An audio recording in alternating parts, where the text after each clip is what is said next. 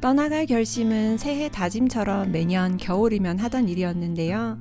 이제 한 5년 고민해 봤으니 실행에 옮겨야 할 때가 오지 않았나 하는 생각이 듭니다.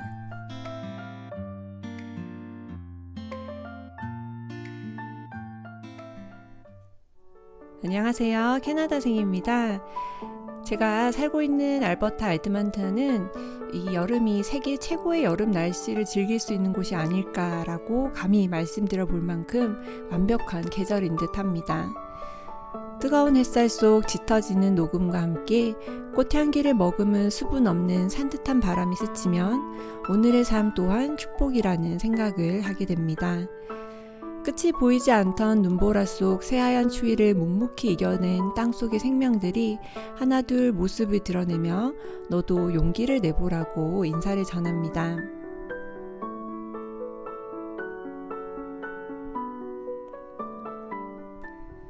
에드먼턴의 부동산은 따뜻해진 기온만큼이나 나날이 높은 열기를 띠는 듯해요.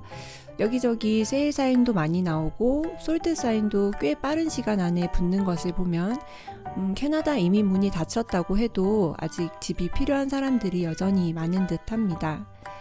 저희 집에도 이렇게 자주 집을 팔지 않겠냐고 생각 있으면 연락하라는 전단이 자주 들어와서 영하 30도가 내려가는 추운 날에는 그런 말이 종종 유혹이 되곤 했는데요. 이제 이 어메이징한 날씨에 더 이상 그런 생각은 들지 않네요.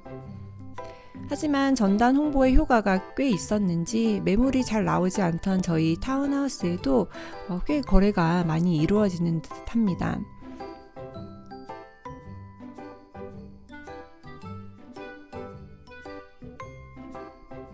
맞은편에 저희 아들을 귀여워하시는 이웃집 아주머니도 집을 내놓으셨는지 요즘 집 관리에 더욱 부지런하신 듯해요. 얼마 전 매년 알려주는 재산세를 확인해보니 올해 집값이 더 올라서 세금을 더 내라고 하네요. 집값이 떨어지는 것보단 낫지만 빠듯한 생활비로 살아가는 저희 같은 집에서는 매달 내야 하는 비용이 증가하니 그리 달갑지만은 않은 소식입니다.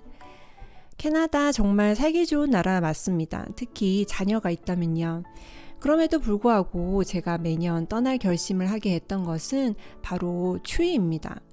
저는 캐나다 오고 난 뒤 추위와 새로운 환경에 적응하면서 모르고 있었던 이 자가 면역 질환이 수면 위로 떠오르게 됐어요. 한때는 그 정도가 심해서 건강을 거의 잃어버렸던 적도 있었어요. 심할 때는 100m도 걷지 못하고 컵 하나도 들지 못하고 옷도 혼자 제대로 입지 못했던 때가 있었답니다. 그때와 비교하면 지금은 사람 구실하고 사는 편이긴 한데요.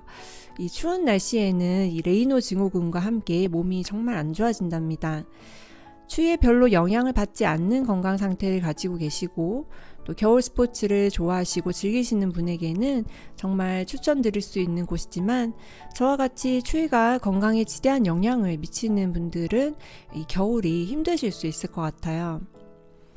그래도 또 관절이 안 좋은 분들은 이곳이 습도가 없어서 또 그러면 많이 좋아지셨다고 하는 분들도 계셨어요. 제가 여기 4번의 겨울을 보내보니 좀 안정적으로 따뜻하다고 느껴지는 시기는 5월 20일 전후로 해서 한 10월 초중순까지 한 4개월 남짓인 것 같아요. 그 외에는 저는 다 춥게 느껴지는 상황이라 추위 때문에 건강을 잃었던 제가 이곳에서 건강을 회복하기란 쉽지 않은 듯합니다. 나중에 아이 교육 때문에 다시 돌아온다고 하더라도 한 1, 2년 정도는 따뜻한 곳에서 브레이크를 가지는 것이 좋지 않을까라는 생각을 하고 있어요. 얼마 전 밴쿠버에 급한 일이 있어서 잠깐 갔었는데 당시 5월 초였는데요. 날씨가 너무 좋더라고요. 물론 비가 많이 오기는 하지만 날씨로 인해서 삶의 질이 정말 달라질 수 있구나라는 것을 더 몸소 느꼈던 것 같아요.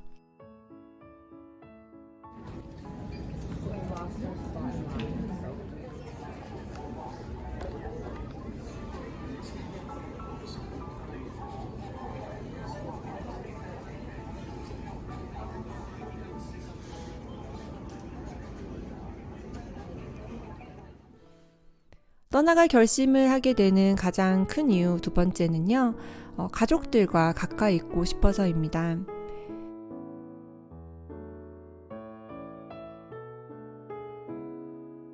저는 사실 크면서 빨리 독립을 하고 싶었고 한국에서 여자 혼자 나가서 사는 것이 현실적으로 쉽지 않아 외국을 돌아다니면서까지 혼자 지내기도 했는데요. 아이가 생기고 나이가 들어갈수록 생각이 많이 바뀌는 것 같아요. 부모님이 언제까지 건강하시지만도 않을 테고 할머니, 할아버지 없이 자라는 아이가 또 얼마나 안쓰러운지 누군가 그런 말씀 하시더라고요. 이민은 정말 불효라고요.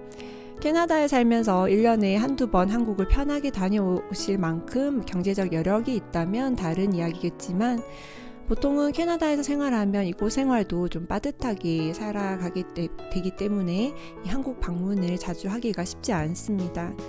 그래서 더 늦기 전에 부모님과 그나마 자주 좀 왕래할 수 있는 곳에서 좀 지내다 오는 것이 나중에 덜 후회하지 않을까라는 생각이 드는 게 사실이에요. 세 번째는요. 솔직히 집에서 밥을 좀 그만하고 싶습니다. 아니 그보다는 맛있는 외식을 좀 하고 싶어서라고 할까요? 집에서 밥을 안 해 먹겠다는 것이 아니라요. 한 번씩 사 먹고 싶을 때 먹고 싶은 음식에 좀 가격도 만족하면서 먹고 싶어요. 얼마 전 여기가 좀 많이 추웠어요. 비도 내리고 좀 기분도 꿀꿀하고 고향 생각도 나고 해서 근처에 돼지국밥집이 있어서 반가운 마음에 가봤는데요. 분위기도 좋고 깔끔하고 맛도 괜찮았어요. 근데 국밥, 돈가스, 냉면 이렇게 3가지 메뉴를 시켰는데 팁까지 72,000원이 나왔어요. 요즘 한국도 비슷한가요? 캐나다에 살면 좋은 점도 참 많습니다. 여유로운 사람들, 학교 가는 것을 행복해하는 아이, 사람이 지나가면 무조건 양보해주는 차들, 또 문을 잡아주는 친절한 사람들, 가족과 함께 도란도란 대화 나누며 먹는 매일의 저녁, 참 많은 것들을 누릴 수 있는 나라죠. 이 세상에 어디든 완벽한 곳은 없을 것입니다. 제가 또 뭐 다른 곳으로 가게 되어도 분명 어려운 점들, 힘든 점들이 나오겠죠. 예전에 어떤 클립에서 봤는데 이서진 씨가 그런 말을 하더라고요. 다 가질 수는 없다고요. 자신의 현재 자유롭게 외국에 가고 싶을 때 가고 여행하고 하고 싶은 걸 모두 할 수 있는 그 행복감이 있지만 가정에서 오는 특히 또 아이로부터 오는 그 행복감은 아마 앞으로도 알 수 없을 거라고요. 다 가질 수는 없다. 이게 사실 결혼의 유무에만 국한된 것이 아니라 삶을 살아가는 모든 부면에 해당되는 말인 것 같아요. 제가 좀 더 따뜻한 곳에 가서 살게 된다면 건강이 좀 회복은 하겠지만 겨울에 이 사무치는 한방눈을 보며 따뜻한 차 한 잔을 즐기는 그런 일은 없어지겠죠.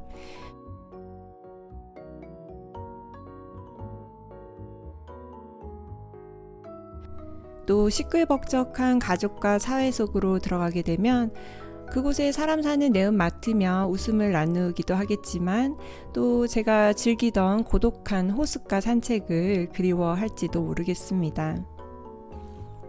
얻는 것이 있으면 잃는 것도 있다. 그렇기에 걱정이 되기도 하지만 또 그렇기에 새로운 도전을 해볼 만한 가치가 있는 것인지 모르겠습니다. 젊음을 불태우는 싱글들처럼 버킷리스트를 가지고 어딘가 훌쩍 떠나볼 순 없지만 또 제가 가진 이 행복들에 감사하며 지금 할 수 있는 일들을 오늘 하루도 해나가야겠어요. 어디로 움직이게 될지 아직 정확히 정해지진 않았지만 또 진행되는 상황들 앞으로도 업데이트 해보도록 하겠습니다. Don't forget to subscribe! 오늘도 이렇게 영상 끝까지 함께 해주셔서 정말 감사드리고요. 오늘 하루도 꼭 행복하기로 선택하고 좋은 하루 되시기 바랍니다. 저는 그럼 다음 영상으로 또 인사드릴게요.